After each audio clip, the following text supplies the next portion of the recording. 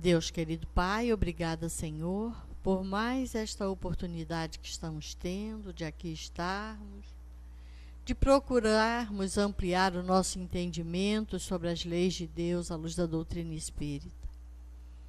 Que essa reunião, portanto, transcorra em clima de muito aprendizado para todos nós e que a nossa irmã que fará uso da palavra receba a inspiração desses amigos espirituais que, por certo, aqui se encontram.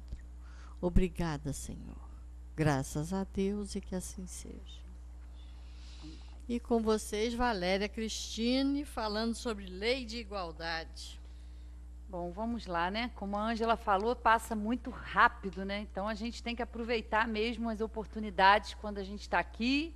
E a gente, nossa, parece que foi domingo passado que a gente estava aqui, mas é assim, né? O tempo vai correndo, vai passando. E hoje eu escolhi para a gente estudar aqui um pouquinho, para a gente refletir sobre uma lei divina, que é a lei de igualdade. E, a princípio, como a gente vai ver aqui, a gente pode achar que é uma utopia, mas a gente vai ver que não é bem assim. Então, vamos começar lá no capítulo 9 do Livro dos Espíritos, que fala da lei de igualdade. E aí, no item, né, que se fala sobre a igualdade natural, Kardec faz o seguinte questionamento aos espíritos. Todos os espíritos todos os homens são iguais perante Deus? A pergunta que Kardec faz aos espíritos. E eles respondem, sim, todos tendem para o mesmo fim. E Deus fez as suas leis para todos. Dizeis frequentemente, o sol brilha para todos. E com isso dizeis uma verdade maior e mais geral do que pensais. E aí vem um comentário de Kardec. Todos os homens são submetidos às mesmas leis naturais. Todos nascem com a mesma fragilidade, estão sujeitos às mesmas dores, e o corpo do rico se destrói como o do pobre. Deus não concedeu, portanto, superioridade natural a nenhum homem, nem pelo nascimento, nem pela morte. Todos são iguais diante dele. Então, a gente vê que para Deus não há diferença, né? Todos nós fomos criados com o fim, né? Com o fim que ele nos destina, que é a perfeição, mas ninguém foi criado privilegiado. Todos são iguais. Então, todos nós estamos submetidos às mesmas leis divinas. Não importa se a gente crê ou não crê, né? Porque tem gente que é ateu, diz que não acredita em Deus, mas, né? Para eles também que não acreditam, as leis são as mesmas, né? Então a gente vê aqui que essa superioridade, isso aqui eu destaquei porque eu achei bem importante, olha. Deus não concedeu, portanto, superioridade natural a nenhum homem. Então nenhum homem pode, em nome de Deus, dizer que ele foi criado melhor do que o outro. Isso não existe, né? Todos são iguais perante Deus. Essa questão da gente achar que a gente é superior ao outro, que uma raça é superior a outra, isso é coisa do nosso orgulho, do nosso egoísmo, né? Da inferioridade que ainda nós temos, de achar que nós, né, podemos... Então, essa superioridade, isso é uma ideia equivocada da nossa parte de achar que a gente é melhor do que alguém ou uma raça superior à outra. E aí a gente lê essa lei de igualdade aqui, e aí a gente se depara com a realidade da Terra. Né? Mas espera aí, a gente está falando ali que todos são iguais perante Deus, mas por que tanta diferença na Terra? Por que tanta desigualdade? Né? Vamos falar um pouquinho sobre isso. Porque a gente sabe, né, que a Terra ela é um planeta de provas e expiações. E dentro dessa classificação, é um planeta ainda inferior, onde habitam espíritos inferiores, orgulhosos, egoístas. Então, por isso a gente vê tanta diferença, né? Mas isso não é obra de Deus. Não, Deus criou, né, leis que são perfeitas e todos nós... Né? Aliás, toda a sua criação estão submetidas a essa regra. Né? Então, por isso que a gente, hoje em dia, fala muito da questão do meio ambiente. Por quê? Que também é obra de Deus. Então, nós temos que respeitar tudo que é a sua criação, né? Nós fazemos parte dessa criação. Então, temos que respeitar tudo que ele criou. E a gente acha assim, mas como assim, né? Onde está essa igualdade? E aí, para a gente dar um exemplo, né, do avanço que vai acontecendo pouco a pouco, da lei do progresso, que também é uma lei divina se fazendo, a gente tem um exemplo aqui. Claro que tudo não é cumprido, mas a gente agora, no dia 10 de dezembro desse ano, está comemorando 70 anos da Declaração Universal dos Direitos Humanos. Que quem tiver a curiosidade de ler lá o que está na declaração, é muito importante, porque ali abrange toda a humanidade, né? Dando diretrizes ali de como a humanidade tem que ser tratada com respeito, que todos têm direito à vida, à liberdade, né, de expressão, de pensamento. Então já é um avanço. É claro que lá na teoria é tudo muito bonito, mas nós ainda não estamos evoluídos moralmente para fazer tudo que está ali, para praticar tudo que está ali. Mas já é um exemplo, né, do nosso ajuste, né, ajuste da humanidade em relação às leis de Deus, da prática, da caridade, do amor ao próximo, né, já é um grande avanço. E aí eu trouxe um videozinho aqui para a gente conversar um pouquinho sobre isso, porque a gente fala dessa lei de igualdade, mas nós sabemos, né, que há uma grande diversidade no planeta que nós vivemos, né? Há espíritos bons, espíritos ruins, espíritos medianos, né, pessoas com mais tendências ao vício, outros já mais voltados para as virtudes, porque nós temos muitas diferenças. Mas como humanidade, como os espíritos aqui, né, criados por Deus, nós somos iguais. Individualidades submetidas, né, às mesmas leis. E aí, a gente continua aqui o nosso estudo, que vai falar o seguinte, ó, aí vamos para a questão 804. Aí fala da desigualdade de aptidões. Por que Deus não deu as mesmas aptidões a todos os homens? Né? E a resposta: Deus criou todos os espíritos iguais, mas cada um deles viveu mais ou menos tempo e, por conseguinte, realizou mais ou menos aquisições. A diferença está no grau de experiência e na vontade, que é o livre-arbítrio. Daí decorre que uns se aperfeiçoam mais rapidamente, o que lhes dá aptidões diversas. Né? E é verdade, cada um de nós tem uma aptidão. Né? Cada um de nós tem uma tendência para certos trabalhos, para certas atividades que o outro não tem. Né? Nós não somos dotados de tudo, nós somos autossuficientes, sabemos de tudo, não precisamos de ninguém. No nosso orgulho, muitas vezes a gente acha que é assim, né? Mas não é assim que funciona. Né? Então, é exatamente, uns vão se aperfeiçoando mais rapidamente, vão aprendendo mais rapidamente. É como na escola, né? Aquele aluno que se dedica, que frequenta as aulas, que faz as atividades propostas, que se empenha, que tem vontade, ele vai passar para uma outra série com mais facilidade. Aquele que já é mais preguiçoso, que já tem mais dificuldade de aprendizado, ele já vai demorar mais e às vezes vai ter que repetir o ano, né? Então a gente pode fazer essa comparação. A mistura de aptidões é necessária, a fim de que cada um possa contribuir para os desígnios da providência, nos limites do desenvolvimento de suas forças físicas e intelectuais.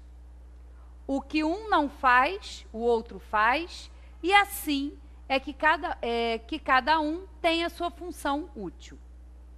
Além disso, todos os mundos sendo solidários entre si, é necessário que os habitantes dos mundos superiores, na sua maioria criados antes do vosso, venham habitar aqui para vos dar exemplo. Né? E é claro, se nós sabemos que há uma pluralidade aí, né, das existências, também vão haver muitas moradas na casa do Pai, que é a pluralidade dos mundos habitados. Então, como há essa solidariedade entre nós, há também essa solidariedade né, de espíritos que habitam planetas superiores, planos superiores, e que vêm à Terra em missão para nos auxiliar, para nos impulsionar aí na lei do progresso. O que, se dependesse de nós, demoraria muito. Então, nós estamos submetidos aí a essa ajuda aí que é muito valiosa, né?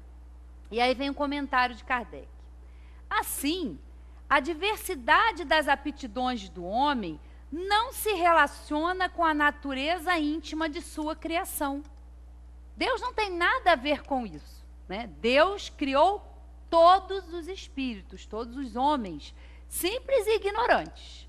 E à medida que nós vamos nos desenvolvendo, que nós vamos encarnando, que nós vamos tendo experiências, né, nós vamos avançando também nessa moralidade. Mas Deus não criou ninguém perfeito e criou espíritos imperfeitos. Não, né?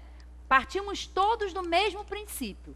E o tempo que a gente leva para chegar até essa perfeição, que é uma perfeição relativa, isso vai depender de cada um de nós. Não há tempo, não há encarnações, né? As reencarnações não são, a gente precisa reencarnar 100 vezes. Não, isso depende de cada um de nós.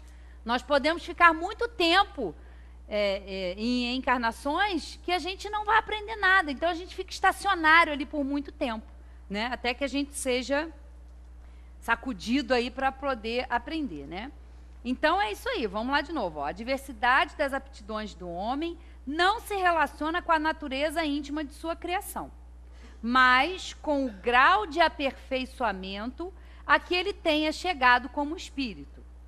Deus não criou, portanto, a desigualdade das faculdades, mas permitiu que os diferentes graus de desenvolvimento se mantivessem em contato, a fim de que os mais adiantados pudessem ajudar os mais atrasados a progredir, né? E também a fim de que os homens, necessitando uns dos outros, compreendam a lei de caridade que os deve unir, né?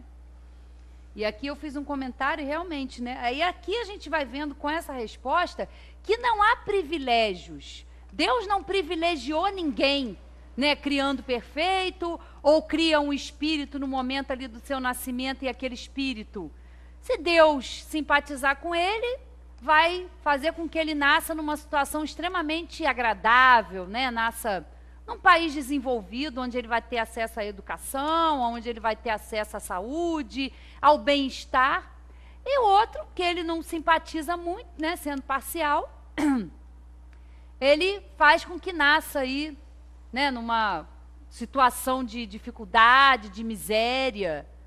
Então, se a gente compreende um Deus, né, que é infinitamente justo e bom, a gente não pode aceitar essa parcialidade de Deus. Não, cria uns que vão ser beneficiados e outros que vão, né, ficar aí com uma vida cheia de misérias, de dificuldades, de privações, né? Isso não tem nem lógica a gente pensar assim, né? Então, aqui fica muito clara essa questão, né? E aí tem a questão 805, né? Onde Kardec pergunta assim, ó, passando de um mundo superior para um inferior, o espírito conserva integralmente as faculdades adquiridas, né? Quando esses espíritos vêm, né, os espíritos superiores vêm encarnar aqui na Terra, que é um planeta inferior, eles vão trazer, né, essas faculdades, todo o seu potencial, né, desse planeta?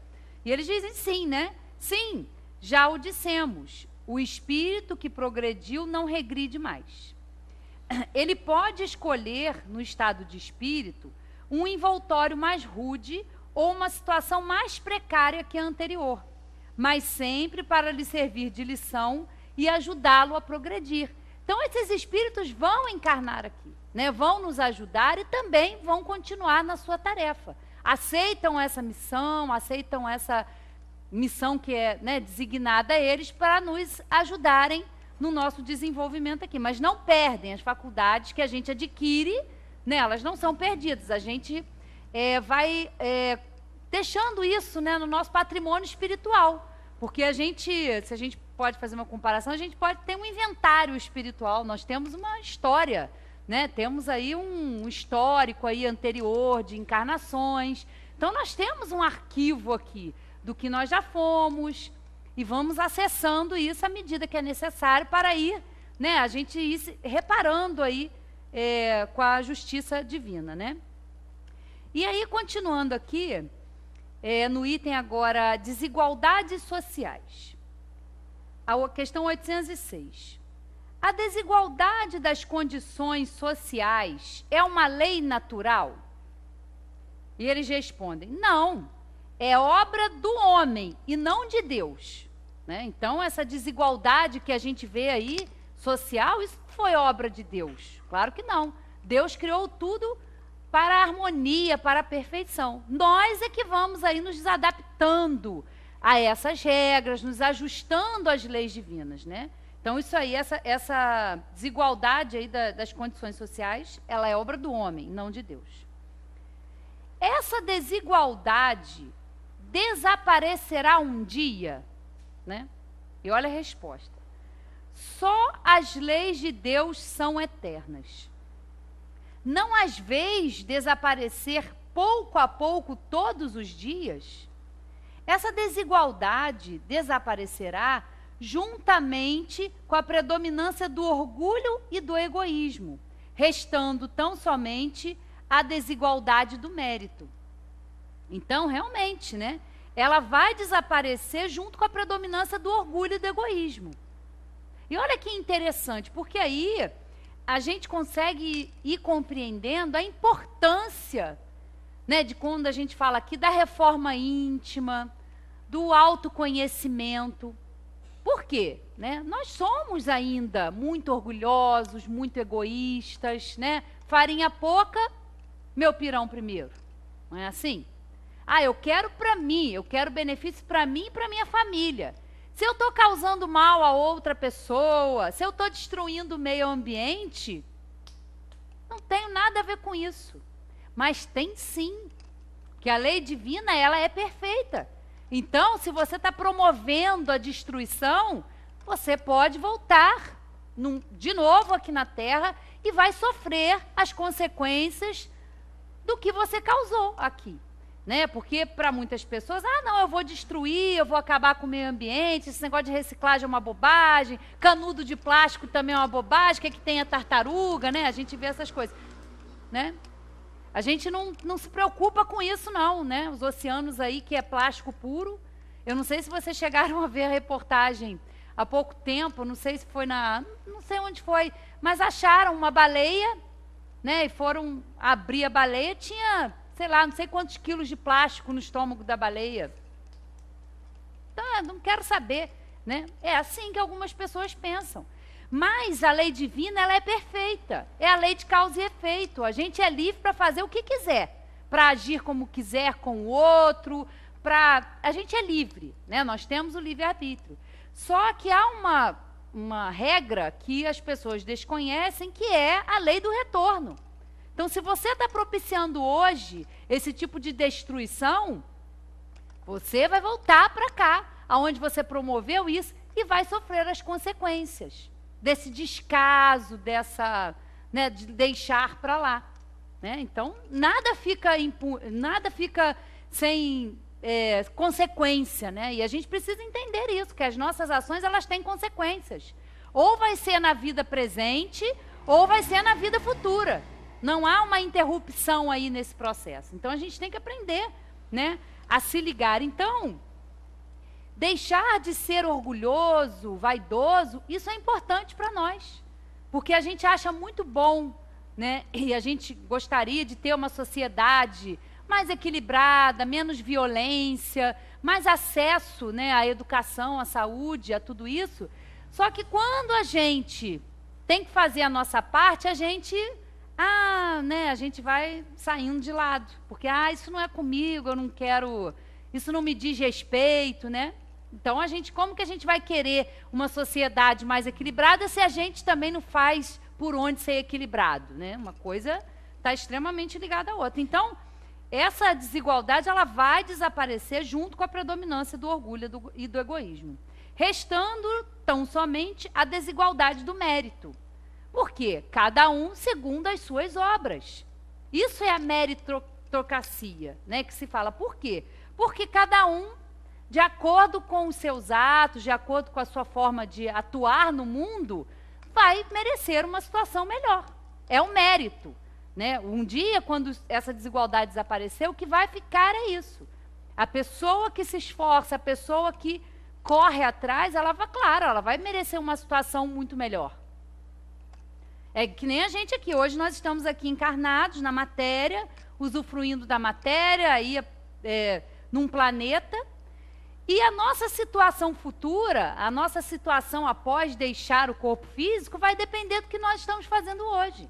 Então, se nós estamos aqui hoje preocupados, interessados na nossa melhora, na nossa reforma íntima, né, e entender as leis divinas que Jesus trouxe aí há mais de 2000 anos e que até hoje a gente não compreendeu, muito menos pratica, né? Então, se a gente está se esforçando nesse caminho, é claro que a nossa situação futura ela vai ser melhor.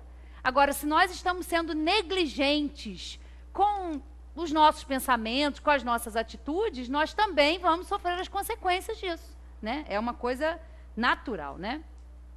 Chegará um dia em que os membros da grande família dos filhos de Deus não mais se olharão como de sangue mais ou menos puro, pois somente o espírito é mais puro ou menos puro.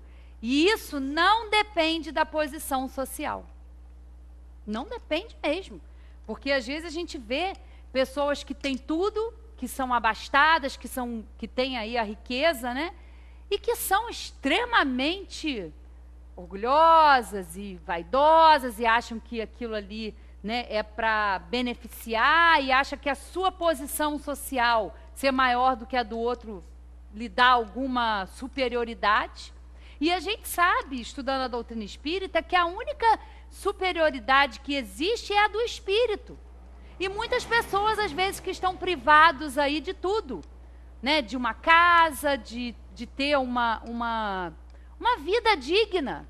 São pessoas maravilhosas, são pessoas solidárias, são espíritos muito evoluídos, que escolheram aí, né, a prova da miséria, da dificuldade, para exatamente se exercitar, para exatamente se experimentar.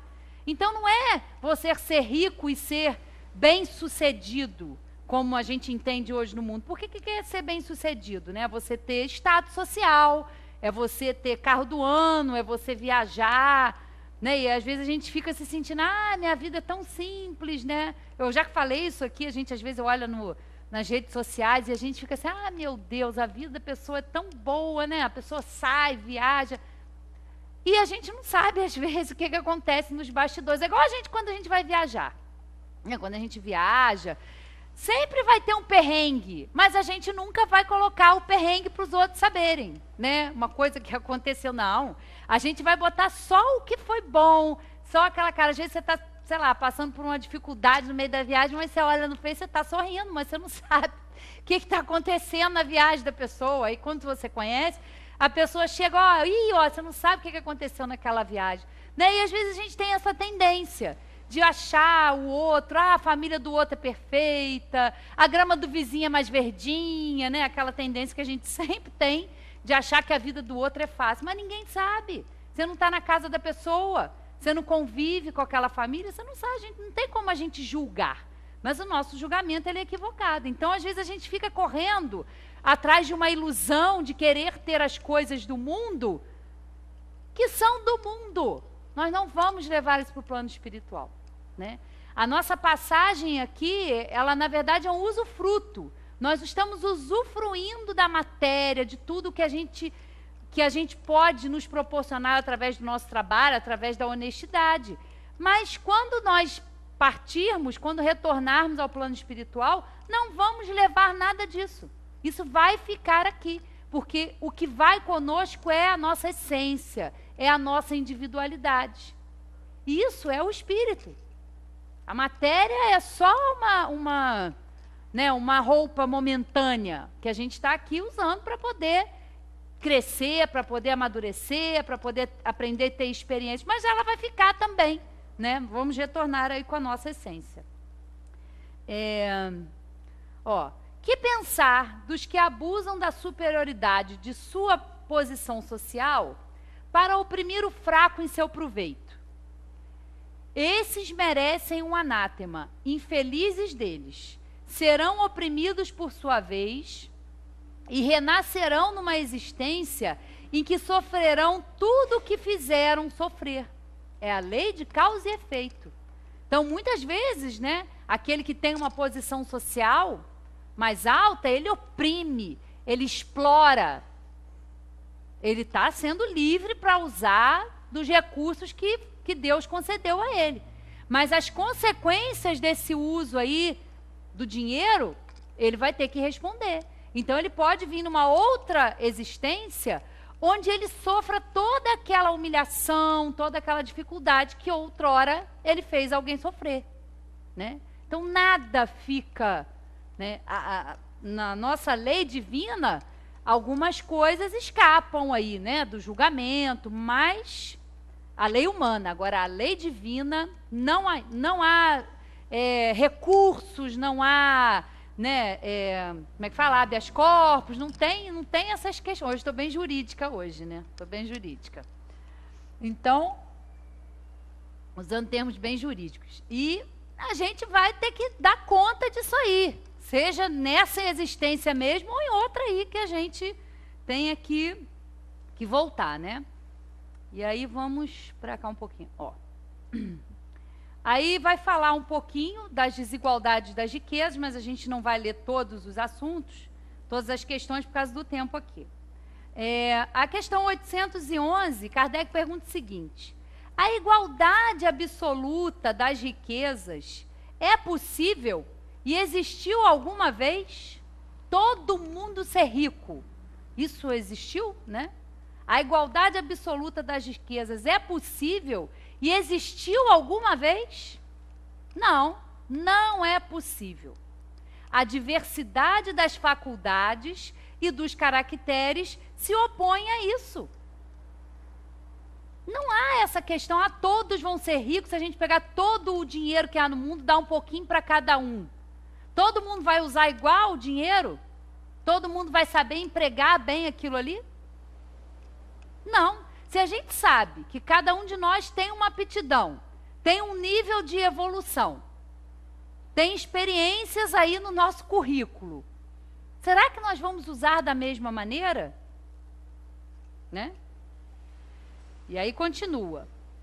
Há homens, entretanto, que creem estar nisso o remédio para os males sociais. Que pensais a respeito? Que a gente tem essas ideias aí, que a gente vê ao longo da história da humanidade, que ainda existem até hoje, exatamente, esse é o remédio para tudo, todo mundo ter a mesma riqueza. E aí eles respondem: que pensais a respeito? Kardec pergunta aos espíritos.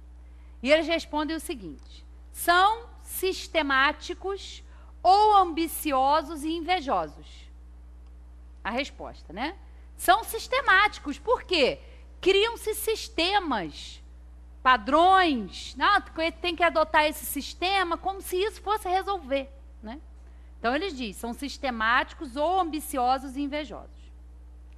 Não compreendem que a igualdade seria logo rompida pela própria força das coisas. E olha só. Combatei o egoísmo, pois essa é a vossa chaga social, e não correi atrás de quimeras. Olha a resposta dos espíritos. Tem que combater o egoísmo. Temos que combater o egoísmo. Essa é a verdadeira chaga social. Né? E aonde está esse egoísmo? Está no vizinho? Está no pai, na mãe, na gente que... Não, está aqui, ó. Está aqui dentro. Está no nosso espírito. E precisa ser trabalhado. E precisa ser extirpado do nosso espírito. É para isso que nós estamos aqui. Experimentando, passando por tudo isso. E eles falam, não correi atrás de quimeras, não fiquem presos a quimeras, a ilusões, a sistemas que não vão fazer nenhum efeito sobre vocês. é uma ilusão, é uma perda de tempo. O combate ao egoísmo, sim. Isso tem que ser o nosso verdadeiro empenho. Isso tem que ser o nosso principal objetivo. Só que é o nosso mesmo. De aprender a ver no outro um irmão, independente de credo, de condição social. Não importa. Temos que aprender. Aprender que se eu tenho um pouquinho, eu tenho que dividir o meu pouquinho com o outro. Não é querer tudo para mim. A gente quer tudo para si. A gente guarda tudo. E não quer repartir nada. Né? É isso que é a verdadeira chaga social, que eles nos dizem aqui. Né? Há pessoas, é a questão 813, há pessoas que caem nas privações e na miséria por sua própria culpa. A sociedade pode ser responsabilizada por isso? Sim, já o dissemos. Ela é sempre a causa primeira dessas faltas, pois não lhe cabe velar pela educação moral de seus membros? É frequentemente a má educação que falseia o critério dessas pessoas, em lugar de aniquilar-lhes as tendências perniciosas. Então, nós temos, sim, né, como sociedade, exatamente essa responsabilidade social com aquele morador de rua, com aquela criança que não está na escola, que está no sinal roubando ou pedindo. Eu tenho que ter, como sociedade, no geral, nós temos sim. Porque é o que eles dizem aqui, ó. Pois lhe cabe, né, à sociedade velar pela educação moral de seus membros. Não temos que fazer isso? Pelo menos deveríamos, né? E aí a gente vai lá um pouquinho, vai voltar um pouquinho para complementar essa questão aqui. Vamos voltar lá na questão 685, que está na lei do trabalho, né? Onde vai falar do limite do trabalho e do repouso. Aí nós vamos ter lá na questão 685 o seguinte, ó. O homem tem direito ao repouso na sua velhice? Sim, pois não está obrigado a nada, senão na proporção de suas forças. Mas o que fará o velho que precisa trabalhar para viver e não pode? O forte deve trabalhar para o fraco. Na falta da família, a sociedade deve ampará-lo. É a lei da caridade, né? Porque está falando do limite do trabalho, do repouso, né? A sociedade, sim, é responsável, né? Mas aí, vem um comentário que, para mim, eu acho que a Sueli também gosta muito desse comentário de Kardec, que é muito importante da gente compreender, né? Porque Kardec, ele era um grande educador, ele era discípulo de Pestalozzi, era um mestre que sabia o valor e a importância da educação. E olha o comentário que ele faz aqui a essa questão. Não basta dizer ao homem que ele deve trabalhar. É necessário também que o que vive do seu trabalho encontre ocupação. E isso nem sempre acontece. Quando a falta de trabalho se generaliza, toma as proporções de um flagelo, como a escassez. A ciência econômica procura o remédio no equilíbrio entre a produção e o consumo. Mas esse equilíbrio, supondo-se que seja possível, sofrerá sempre intermitências e, durante essa fase, o trabalhador tem necessidade de viver. Há um elemento que não se ponderou bastante e sem o qual a ciência econômica não passa de teoria: a educação. Não a educação intelectual, mas a moral. E nem ainda a educação moral pelos livros, mas a que consiste na arte de formar caracteres, aquela que cria os hábitos, porque educação é um conjunto de hábitos adquiridos. Olha só, né? Educação é um conjunto de hábitos adquiridos. Quando se pensa na massa de indivíduos diariamente lançadas na corrente da população, sem princípios, sem freios, entregues aos próprios instintos, deve-se admirar das consequências desastrosas desse fato? Isso aqui está fora de contexto atual? Eu acho que não. Está totalmente atual isso aqui, né? É isso que nós estamos vendo acontecer hoje na nossa sociedade, né? Quando essa arte for conhecida, compreendida e praticada, o homem seguirá no mundo os hábitos de ordem e previdência para si mesmo e para os seus, de respeito pelo que é respeitável. Hábitos que lhe permitirão atravessar de maneira menos penosas os maus dias inevitáveis. A desordem e a imprevidência são duas chagas que somente uma educação bem compreendida pode curar. Nisso está o ponto de partida, o elemento real do bem-estar, a garantia da segurança de todos. Olha só, né? A importância da educação, né? Não é a educação que Kardec está se limitando aqui a falar da educação didática. Claro que a educação da escola é importante, porque todo o conhecimento que a gente adquire é importante para nós, né? É através do conhecimento que a gente vai experimentando, aprendendo mais. Então é importante também. Mas a educação que Kardec fala aqui é mais profunda. É a da transformação dos hábitos, dos caracteres. E é claro que a gente falando isso aqui, alguém pode pensar, meu Deus, mas eu acho que eu não sei onde eu vim, né? Que utopia é essa? Onde que eu vim parar? Por que eu estou ouvindo essas coisas? Porque é a realidade. Isso já vem acontecendo, essa transformação da humanidade, ela está acontecendo. Ah, mas a gente vê tanta coisa ruim? Sim. Mas nós estamos num planeta de provas e expiações, onde nós estamos trabalhando para o nosso aperfeiçoamento, para o aperfeiçoamento de todos. Não é uma utopia. E quantas ideias aí, a princípio aí na humanidade, foram consideradas utopias e que depois viraram realidades? Isso não é uma utopia. Isso é um estado de coisas que está se fazendo, que vai se transformando. Mas isso não é de uma encarnação para outra.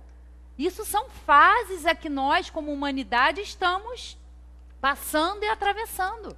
E essa que nós estamos agora, na atualidade, que está lá na Gênese, sinais dos tempos, a geração nova, nos impulsiona, nos dá um ânimo, porque muitas vezes a gente olha à nossa volta, é só desgraça, é só problema, e a gente fica sem nenhuma esperança. A gente acha, se está tudo perdido, isso não vai melhorar. Vai sim. Mas essa mudança, essa transformação, ela começa primeiro em nós, dentro de cada um de nós. Na transformação dos nossos pensamentos, na contribuição que a gente pode dar para a sociedade, para essa educação, né, que transforma. E nós vamos passar por isso, estamos passando por essas transformações. E morais. Claro que se nós estamos nesse período de transição, claro, a gente não vai fazer tudo certo. As coisas não vão fluir, né? As mudanças, elas são necessárias. E quando elas acontecem, elas causam transtorno. É igualzinho a gente quando vai fazer uma reforma em casa, ou vai mudar. Que dificuldade, por mais às vezes organizado que a gente seja, quando chega na casa nova, meu Deus, eu não sei onde está nada, não acha nada, né? E essa mudança que a humanidade vai sentindo, que nós estamos sentindo agora, na atualidade, ela é necessária. Vai haver, sim, embate de ideias, as coisas vão começar a vir à tona, né? As imoralidades, a corrupção, tudo que a gente vê. Isso não é sinal de que está tudo perdido, que a gente está vivendo um caos, uma anarquia. Não. tudo obedece a leis que são perfeitas, porque são leis divinas. As nossas leis é que vão se transformando, vamos nos adequando às leis divinas, que são eternas e imutáveis. As nossas vão sofrendo transformações, até trabalharmos em nós para extirpar esse egoísmo, que é muito forte ainda em nós, né? E que a gente precisa trabalhar. Então, a gente vê aqui, né, a importância da educação na nossa vida e um elemento de transformação aí da sociedade, né? E aí, para a gente já se encaminhando aqui para o fim, vamos falar um pouquinho da lei de sociedade, porque a gente vai vendo que essas leis, elas são todas integradas, né? A gente está falando de lei de igualdade, que tem a ver com a lei do trabalho, que tem a ver com a lei do progresso, que também se junta com a lei de sociedade. Então, a gente vai vendo que as leis, elas estão todas entrelaçadas, que, na verdade, é um conjunto realmente de leis e de propostas aí, leis divinas, para que a gente evolua mais rápido, né? Aí, na questão 766, Kardec pergunta o seguinte: a vida social é natural? Certamente. Deus fez o homem para viver em sociedade. Deus não deu inutilmente ao homem a palavra e todas as outras faculdades necessárias à vida de relação. Então, é também uma lei divina. Precisamos estar em sociedade. Precisamos uns dos outros. Ninguém aqui tem autonomia, né? Eu não sei se alguém aqui planta algodão e vira tecido e que faz a roupa. Não sei se todo mundo aqui planta trigo para colher e fazer pão, né? Eu não sei se todo mundo aqui roda a cidade toda aí num caminhão aí, lidando com lixo, recolhendo lixo, né? É uma lei, é sociedade, nós precisamos uns dos outros. Um tem aptidão para uma coisa, o outro não tem aptidão. Mas um, convivendo com o outro, né, a coisa vai fluindo de forma harmônica. Precisamos do agricultor que levanta lá cedo, que está exposto às intempéries. Precisamos do padeiro que está lá de madrugada para a gente comprar o nosso pãozinho. Precisamos de quem confecciona as nossas roupas para nos vestir, né? Então, a gente precisa uns dos outros. E essa convivência também é importante, é como a gente viu lá no videozinho. É importante, porque há diferenças de aptidões e essa convivência, embora aparentemente nos pareça desarmônica, ela é extremamente necessária para a gente exercitar a caridade, para a gente ser melhor, né? Para a gente se colocar no lugar do outro, tudo isso é necessário. O homem, ao buscar a sociedade, obedece apenas a um sentimento pessoal ou há também nesse sentimento uma finalidade providencial, de ordem geral? O homem deve progredir, mas sozinho não o pode fazer, porque não possui todas as faculdades. Precisa do contato dos outros homens. No isolamento, ele se embrutece. Nenhum homem dispõe das faculdades completas, e é pela união social que eles se complementam uns aos outros, para assegurarem o seu próprio bem-estar e progredirem. Eis porque, tendo necessidade uns dos outros, são feitos para viver em sociedade e não isolados. Olha a importância disso aqui, dessa lei, né? Porque é exatamente aqui, né, nessa convivência que a gente vai aprendendo, que é exatamente onde estão as oportunidades para a gente exercitar a maior lei de todas, que é a lei do amor. A lei do amor. Precisamos, sim, exercitar a caridade, que consiste em quê? Só dar o material? Também. Mas vai muito além disso. Aqui no Livro dos Espíritos tem uma pergunta. O que se entende por caridade, como a entendia Jesus? quando a gente fala que fora da caridade não há salvação, quando Jesus fala de caridade, é o que ele está querendo falar, é do que ele está falando, né? Vamos ver se eu acho qual é a questão agora, não vou achar. Mas é exatamente essa que fala, né? O que é a caridade como entendia Jesus. Vamos ver que se eu... Peraí. De cabeça eu não vou lembrar, não. Deixa eu ver. Deve ser a Lei de Justiça, Amor e Caridade. 292. Peraí. É aí que a gente acha. Achei. A questão 886, ó. Qual é o verdadeiro sentido da palavra caridade, vírgula, como a entendia Jesus? Né? Se Jesus é o nosso guia e modelo, o que ele entendia como caridade? O que a gente tem que se esforçar para praticar? Simples. Benevolência para com todos, indulgência para as imperfeições alheias, perdão das ofensas. É fácil? A resposta é fácil, né? A teoria é muito fácil. E a prática? Aí que é a necessidade da lei do trabalho, da lei de sociedade, da lei de igualdade. E aí vem lá, ó. O amor e a caridade são um complemento da lei de justiça, porque amar ao próximo é fazer-lhe todo o bem possível que desejaríamos que nos fosse feito. Tal é o sentido das palavras de Jesus. Amai-vos uns aos outros como irmãos. A caridade, segundo Jesus, não se restringe à esmola, mas abrange todas as relações com os nossos semelhantes, quer se trate de nossos inferiores, iguais ou superiores. Ela nos manda ser indulgentes, porque temos necessidade de indulgência, e nos proíbe humilhar o infortúnio, ao contrário do que comumente se pratica. Se um rico nos procura, atendemos-los com excesso de consideração e atenção. Mas se é um pobre, parece que não nos devemos incomodar com ele. Quanto mais, entretanto, sua posição é lastimável, mais devemos temer aumentar-lhe a desgraça pela humilhação.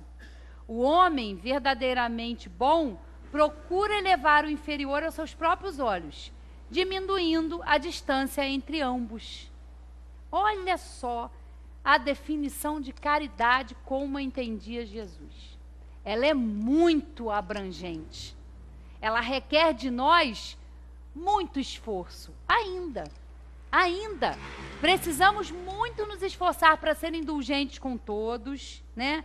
Para ser benevolentes com todos, ser indulgentes com as perfeições e ainda perdoar as ofensas.